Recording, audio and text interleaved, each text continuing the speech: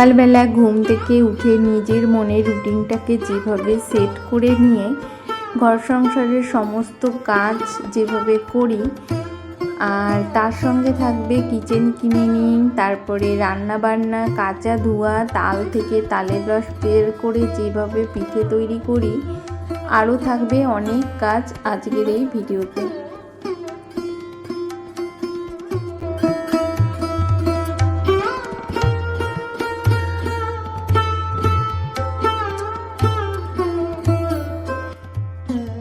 সুপ্রভাত আমার প্রাণপ্রিয় বন্ধুরা, তোমরা সবাই কেমন আছো? আশা করছি ঈশ্বরের আশীর্বাদে প্রত্যেকে বেশ ভালো আছো এবং সুস্থ আছো। তোমাদের ভালোবাসা ও ঈশ্বরের আশীর্বাদে আমরাও প্রত্যেকে বেশ ভালো আছি। তোমাদের সবাইকে আমার আরও একটি নতুন ভিডিওতে অনেক অনেক স্বাগত। আশা করছি আজকের ভিডিওটা তোমাদের খুব ভালো লাগবে। প্রথমত ভিডিওটা শুরু করার আগে আমার যারা বয়োজ্যেষ্ঠ তাদের শ্রীচরণে শত প্রণাম। ছোটদেরকে অনেক স্নেহ ও ভালোবাসা আদর জানিয়ে তোমাদেরকে সাথে নিয়ে আজকে আবার আরেকটি নতুন ভিডিও শুরু করলাম। আর এই দেখো, আজকে না ভিডিওটা শুরু করেছি অনেক দেরি করে, মানে এখন প্রায় 10টার একটু বেশি বাজে। 10টার সময় আমি ওই যে তালের রসটা বের করে নিয়েছি, তারপরে কিন্তু আমি স্নান করতে চলে গেছিলাম। তারপরে এখন এই যে পুজোটা করে নিচ্ছি।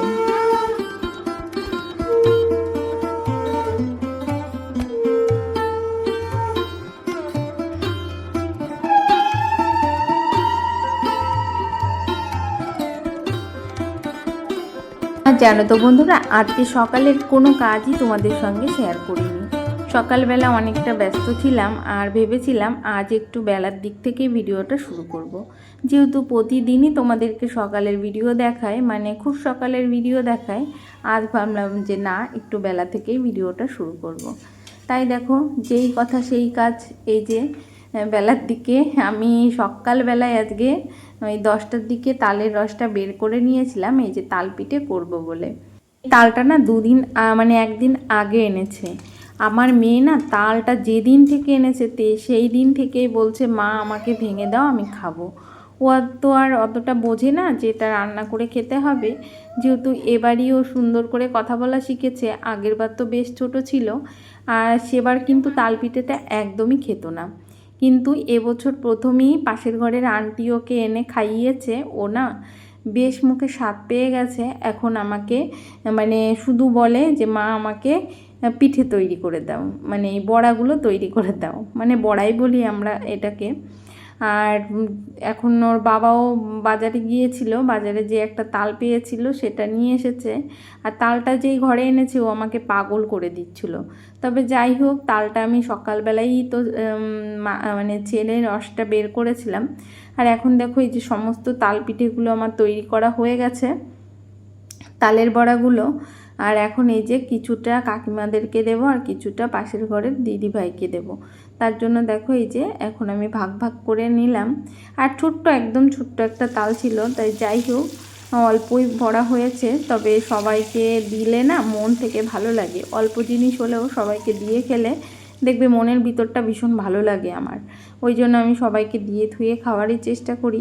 যাই হোক, তাল পিঠেগুলো দিয়ে আসলাম। তারপরে মাম্মামকে এই যে স্নান করিয়ে নিয়ে আসলাম। এখন যেহেতু 12টা বেজে গেছে, মাম্মামকে উপর থেকে স্নানটা করিয়ে নিয়ে আসলাম। এখন মাম্মামকে একটু সাজুগুজু করিয়ে দেব। আর দুষ্টুটা না মানে ক্রিম একদমই নিতে চায় না, তবুও জোর করে একটু ক্রিম মাখিয়ে দিলাম। আর এখন এই যে পাউডারটা মানে ফোঁটাটা দিয়ে পাউডারটা দিয়ে দেবো।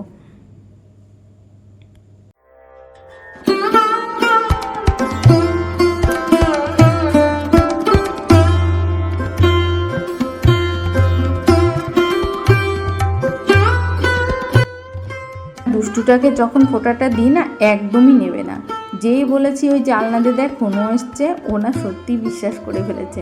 তখন জানলার দিকে বারবার তাকিয়ে বলছে কই মা কই। আমি বলছি ফোঁটাটা নাও, তারপরে তোমাকে দেখাচ্ছি। এই বলে কিন্তু সুন্দর করে ফোঁটাটা দিয়ে দিলাম। তারপরে চলে এলাম এ ঘরে। এখন এ ঘরের বিছানাটা তো সকালবেলা তুলে নিয়েছিলাম, তুলে সেটা কিন্তু কেচে নিয়েছি। এখন এই যে আর একটা নতুন বেডশিট মানে কাঁচা ধোয়া বেডশিট ঘরে ছিল, সেটাই কিন্তু এখন পেতে দিচ্ছি।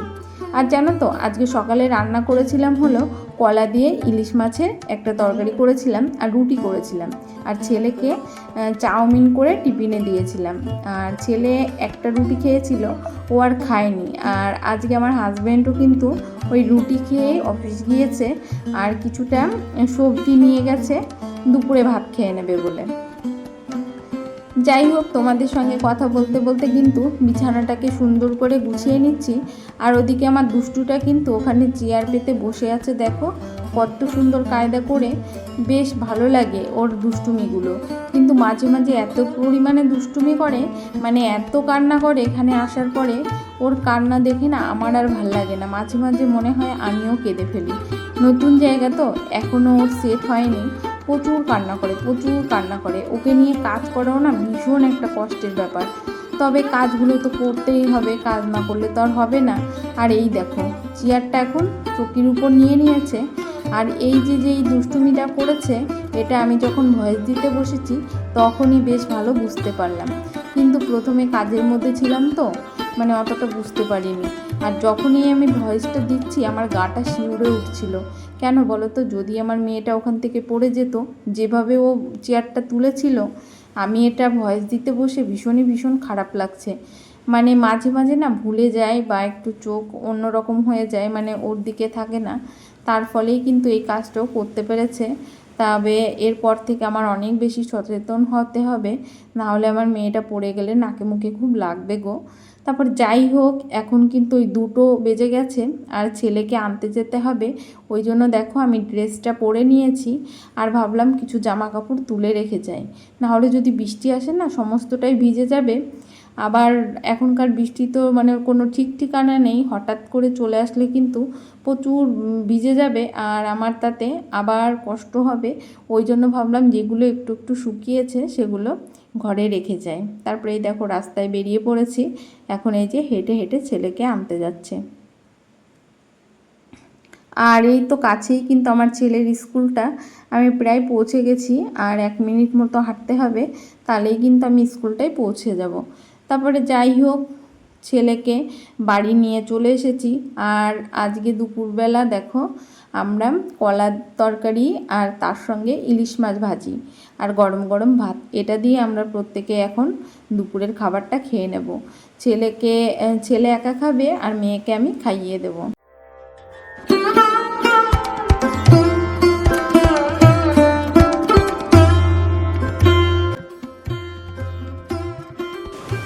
তারপরে দেখো খাওয়া দাওয়া আমার হয়ে গেছে দুপুরবেলার। আর জায়গাটা কিন্তু জায়গাটা আমি ন্যাকড়া দিয়ে মুছে এনেছি।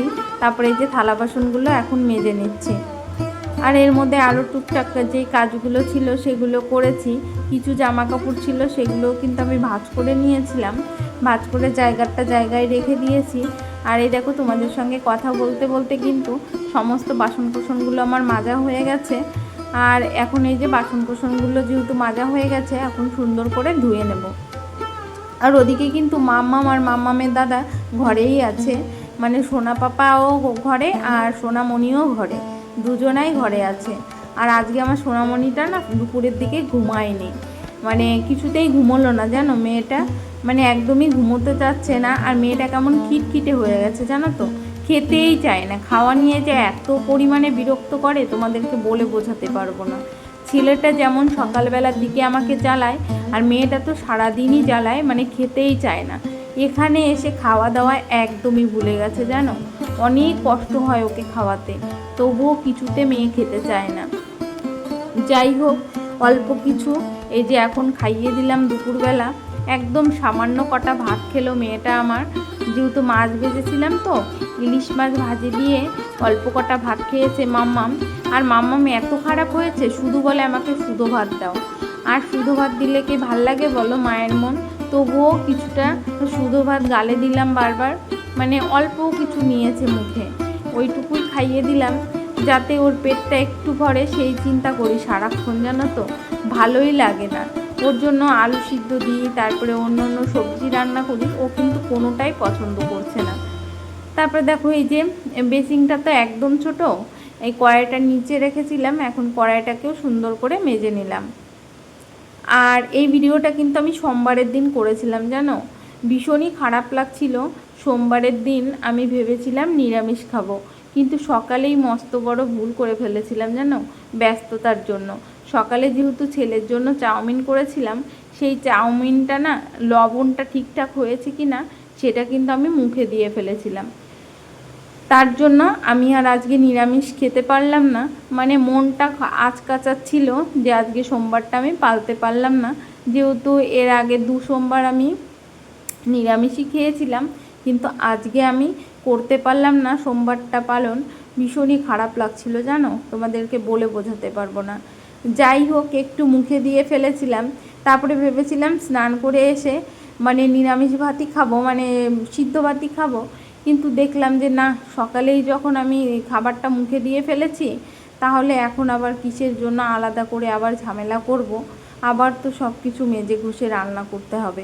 ওই জন্য খাবারটা খেয়েই নিলাম, কষ্ট লেগেছিলো তবুও খেয়ে নিলাম। তারপর যাই হোক, এই দেখো তোমাদের সঙ্গে কথা বলতে বলতে কিন্তু রান্নাঘরটাকে একদম সুন্দর করে মুছে টুছে একদম সুন্দর করে নিয়েছি, গুছিয়ে নিয়েছি পুরো রান্নাঘরটা। তারপরে দেখো এদিকে কিন্তু আমার হাজব্যান্ডও বাড়ি চলে এসেছে। আর এই দেখো আমার হাতে প্রথমে 2টো মোটা সবুজ চুড়ি কিনেছিলাম, তার থেকে একটা না আমার মানে 1 সপ্তাহ যেতে না যেতে ভেঙে গেছে, মানে কাচাকাচি করতে হয় সেটা করেই কিন্তু ভেঙে গেছে। তারপরে দেখো যেহেতু আমার বরমশাই বাড়িতে চলে এসেছে, আর ও কিন্তু আমার জন্য কাচের চুড়ি নিয়ে এসেছে। আর যেহেতু অনেকগুলো কাচের চুড়ি এনেছে, মানে কাচের চুড়ি কিন্তু আমরা আগে যখন ছোটোবেলা পড়েছি তখন কিন্তু 12টা করে থাকতো, এখনও কিন্তু সেই 12টা করেই আছে, 1 ডজন যাকে বলে। তার থেকে আমি দুটো 4টে চুড়ি পরেছি, আর 8টা কিন্তু রেখে দিয়েছি। আবার যদি ভেঙে যায় আবার পরবো, আবার হাতে অনেকগুলো পরতেও ভাল লাগে না।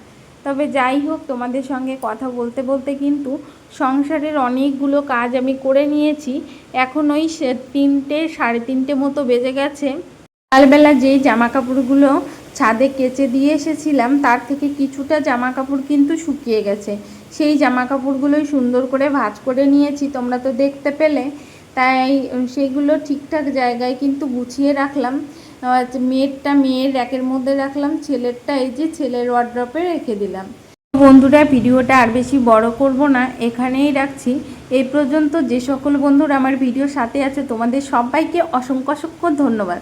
প্রিয় বন্ধুরা, প্রত্যেকে এইভাবে পাশে থেকো, আর প্রতিনিয়ত যারা আমার ভিডিও এসে দেখছো, সুন্দর সুন্দর কমেন্ট করছো, তোমাদের সবাইকে অসংখ্য অসংখ্য ধন্যবাদ। আর প্রত্যেকে লাইক দিয়ে পাশে থেকো। Tata, bye bye.